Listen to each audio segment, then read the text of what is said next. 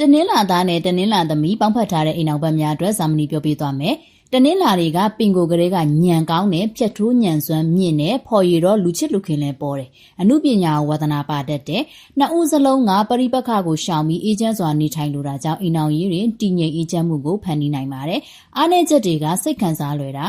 စိတ်ကောက်တာကတော့သူကောက်ကိုကောက်ပဲနော်။အချို့အစွန်းရောက်တဲ့အချက်လေးတွေပြပြမယ်ဥပမာစကားများတဲ့တနင်္လာဆိုနားကိုမခံနိုင်အောင်ကိုပြောတာမများတဲ့တနင်္လာကြပြန်တော့လေသူ့စကားလာပြောရင်လေပြန်ပြောချင်တာမဟုတ်အဲ့လိုတွေငွေကြေးအသုံးဆွဲအထူးဂရုစိုက်ရမယ်ငွေအသုံးကျန်းတတ်တဲ့ကိုယ်စိတ်ကိုမထိန်နိုင်ဘူးစိတ်လိုလိုက်တတ်တဲ့ဓာတ်တွေရှိတယ်စီးပွားရေးတွင်အလုပ်တွဲလုပ်ပါကငွေကိုအမျိုးသမီးကစီမံခန့်ခွဲရင်ပိုကောင်းတယ်နှစ်ယောက်တွဲလုပ်ရင်ကြီးမားမားစီးပွားတိုးတက်တဲ့အတွဲတွေတော့တိတ်မပါဘူးချွင်းချက်တော့ရှိတာပေါ့နော်စီးပွားခွဲထားရင်တာဝန်ခွဲထားရင်ပိုကောင်းတယ်အကျိုးပေးလုပ်ငန်းတွေကခရီးသွားလုပ်ငန်းဆက်သွယ်ရေးလုပ်ငန်းအမှုပညာနဲ့ပညာရေးလုပ်ငန်းတို့အကျိုးပေးတယ်